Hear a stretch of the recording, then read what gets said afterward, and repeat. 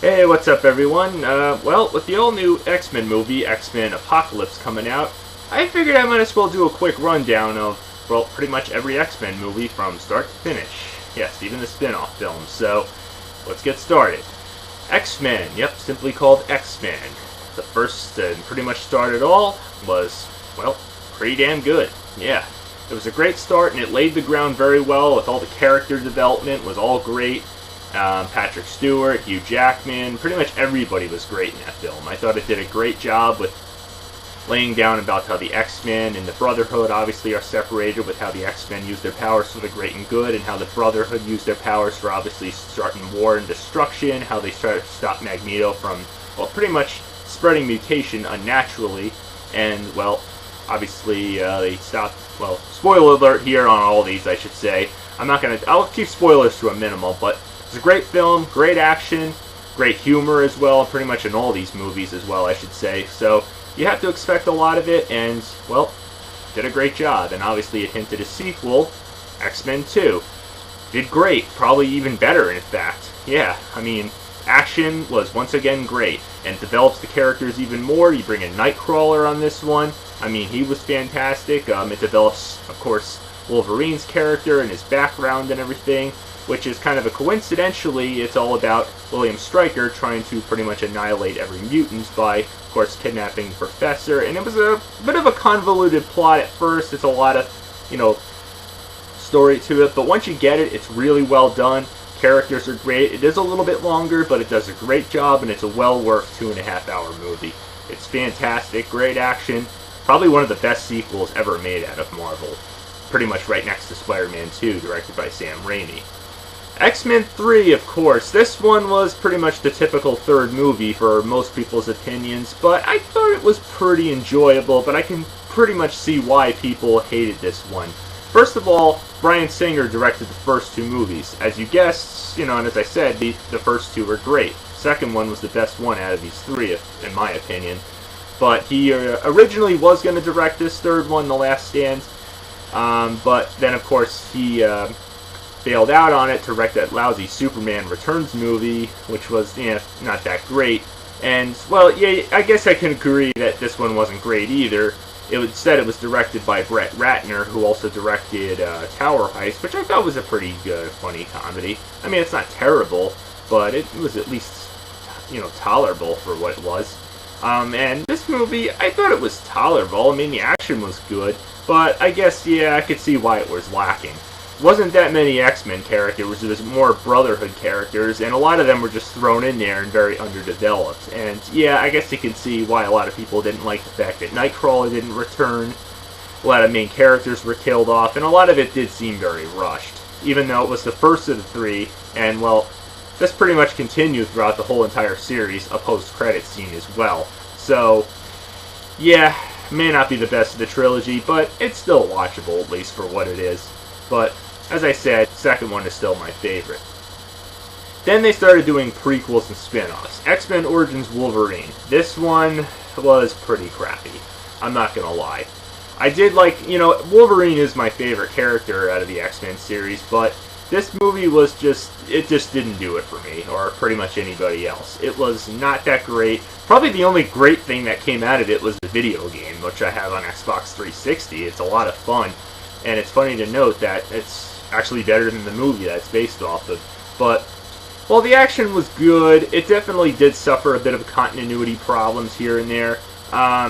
Yeah, some of the characters were not very interesting. I mean, Christ, you throw Deadpool in there, and he was a travesty in this film. And most of it, you just don't even really care about. And for the most part, I just didn't really. So, and yes, again, it had a post-credit scene, or I should say, well, depending on where you saw it in theaters, there were several different post-credit scenes. But otherwise, very forgettable. I mean, yeah, as I said, it develops, it actually shows the whole or tries to show the background story behind Wolverine's character, of how he got the metal claws and everything, and his complex relationship with his brother. But most of the time, you're just like, I don't give a shit, really.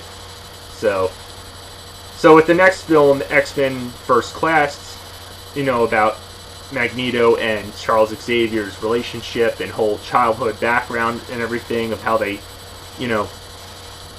became friends and then enemies at certain point. Yeah, from the first trailer, we all, and I myself included, really thought it was going to suck because of all the new actors that were in this. I mean, yeah, it's obviously trying to show their younger versions, but everybody thought this movie was going to suck, and I myself included, judging by just the trailer. But thank the Lord it didn't. It delivered. I mean, yeah, I know, Emma Frost was not very interesting, and they obviously cut her out in the next movie, but all the other characters were great. Jennifer Lawrence as Mystique was great.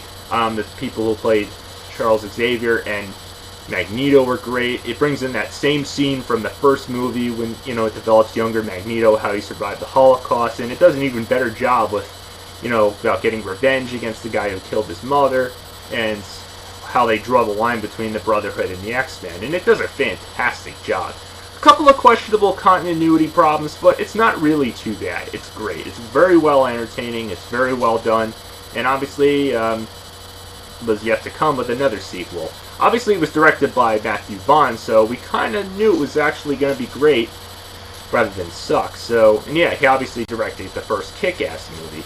So Bryan Singer was set to return to direct the next movie, well, even though there was one in between that came out in 2013, The Wolverine.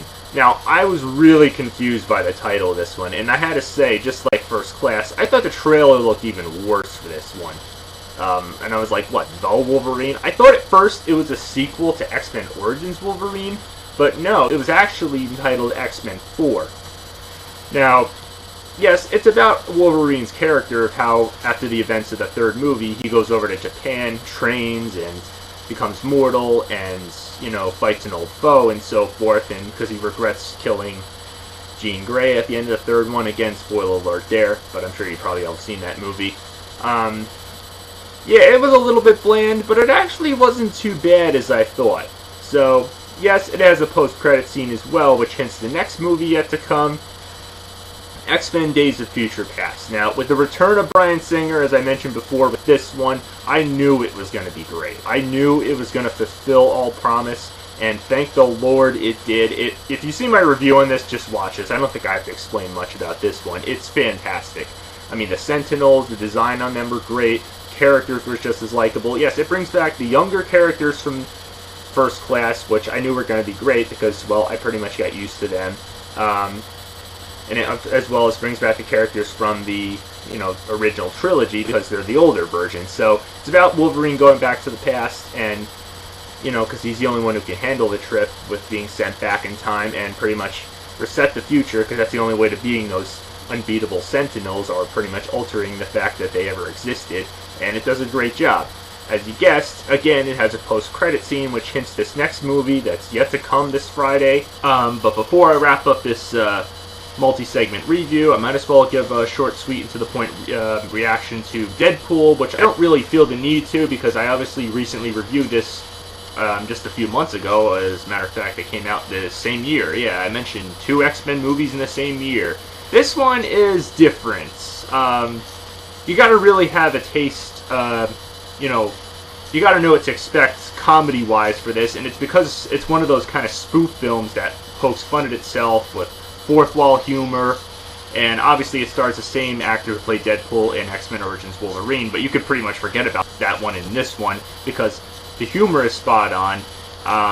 Yeah, I know it obviously is an R-rated comic book movie, not the first one, but obviously it's the first X-Men movie to be R-rated. Originally it was going to be PG-13 rated, but Ryan Reynolds didn't want to be a part of it because of that when he first heard it, so they decided to pretty much man up and grow some balls and say, yeah, we're going to go for the R rating, because obviously, and they don't just do it for the sake of it, they really go the extra mile. I'm talking profanity, even nudity, blood, and as I said, it pokes fun at itself, so just watch my full review on it. I don't really have to explain. The puns are hilarious, the character's great.